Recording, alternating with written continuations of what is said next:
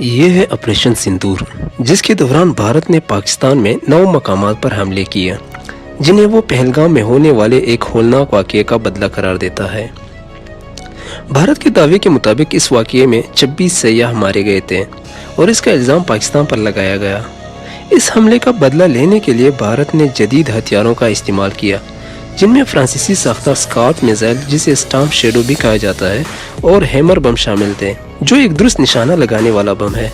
لیکن یہاں ایک نیا موڑ آیا۔ پاکستان کا دعویٰ ہے کہ اس نے بھارت کے 5 لڑاکا طیارے مار گرائے۔ آئیے دیکھتے ہیں کہ یہ آپریشن کس طرح انجام پایا۔ آپریشن کا آغاز بھارت کے لڑاکا طیاروں کی روانگی سے ہوا، جن میں فرانسیسی ساختہ رافیل بھی شامل تھا۔ رات 1:28 پر بھارت نے 9 اہم اہداف پر درست میزائل حملے شروع کیے، جو پاکستان یا پاکستان کے زیر قبضہ کشمیر میں واقع تھے۔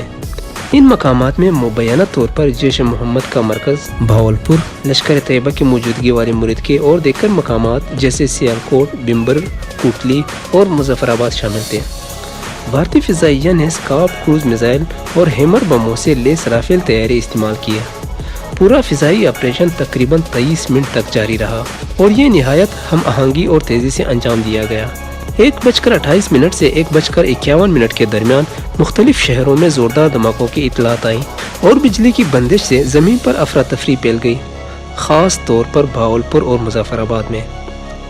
تقریباً 2 بجے صبح رافیل طیاروں کا ایک اور دستہ جو اسٹارم شیڈو میزائلوں سے لیس تھا، خاموشی میں پرواز کر گیا، ممکنہ طور پر امبالہ ایئر بیس سے۔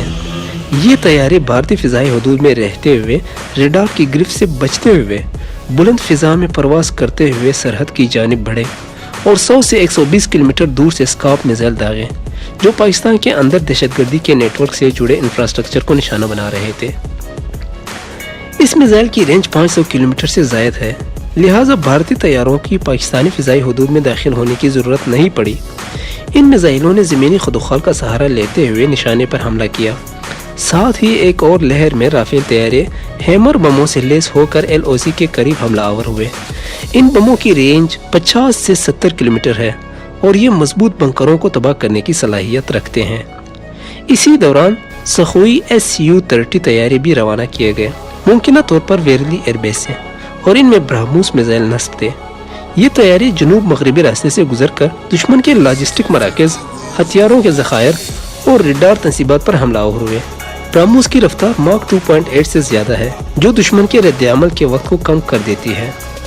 ان فضائی کارروائیوں کی حمایت میں ایک ڈرون نیٹ ورک بھی متحرک تھا، جن میں ممکنہ طور پر مقامی الفا یا اسرائیلی اسکائی اسٹرائکر شامل تھے۔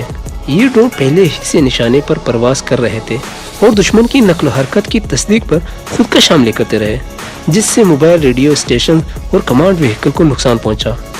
اب پاکستان کی جوابی کارروائی پر بات کریں تو غیر مصدقہ اطلاعات کے مطابق پاکستان نے 5 بھارتی طیارے مار گرانے کا دعویٰ کیا، جن میں 3 رافیل، ایک Su-30 اور ایک MiG-29 اور ایک اسرائیلی ساختہ ہیرون ڈرون شامل تھے۔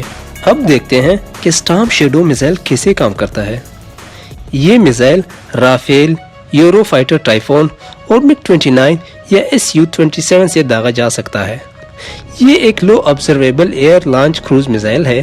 اس میزائل کو فرانس میں اسکارپ EG بھی کہا جاتا ہے۔ اسے داغنے کے بعد اس کے پر کھلتے ہیں اور پہلے مرحلے میں یہ GPS اور انرشل نیویگیشن سے رہنمائی حاصل کرتا ہے۔ یہ زمین کے قریب پرواز کرتا ہے تاکہ ریڈار سے بچ سکے۔ آخری مرحلے میں یہ ایک تھرمل سینسر اور ٹیرین کنٹرول میچنگ سے نشانے کی جانب جاتا ہے۔ اس میں موجود انفراریڈ کیمرہ ہدف کا پتہ لگاتا ہے اور اگر ہدف کی تصدیق ہو جائے تو یہ اس پر حملہ کر دیتا ہے۔ اگر بھارتی حملے جاری رہے تو پاکستان کس طرح جواب دے سکتا ہے؟ پاکستان کو معلوم ہے کہ بھارت سے فوجی اور اقتصادی طور پر پیچھے ہے، لہٰذا اس کا منصوبہ یہ ہوگا کہ جلد اور شدید حملہ کرے، زمین حاصل کرے اور عالمی برادری کو مداخلت پر مجبور کرے۔ وہ الخالی ٹینک اور بختربند گاڑیوں کا استعمال کرتے ہوئے لاہور سیالکوٹ کوریڈور سے حملہ کرے گا اور بھارتی پنجاب میں امرتسر پر قبضے کی کوشش کرے گا۔ ساتھ ہی کشمیر میں خصوصی دستے اور عسکریت پسند جموں سری نگر ہائی وے کاٹنے کی کوشش کریں گے تاکہ وادی کشمیر کو بھارت سے الگ کیا جا سکے۔ بحری محاذ پر پاکستان بھارتی بحریہ کا مقابلہ نہیں کر سکتا، اس لیے اس کی آبدوزیں ممبئی اور گجرات کے قریب بارودی سرنگیں بچھائیں گی۔ भारत का कोल्ड स्टार्ट नजरिया इस दौरान मुतहरिक हो जाएगा, जिसके तहत ज़मीनी और फ़िज़ाई हमले बैक वक्त और मुकम्मल हम आहंगी से किए जाएंगे। भारतीय फ़िज़ाइया राफेल, MiG-21 और Su-30 तैयारों के साथ पाकिस्तानी बख्तरबंद दस्तों का मुकाबला करेगी। भारतीय फ़िज़ाइया के निशाने पर Pakistani radar, air defence network और अहम फौजी मराकज़ होंगे।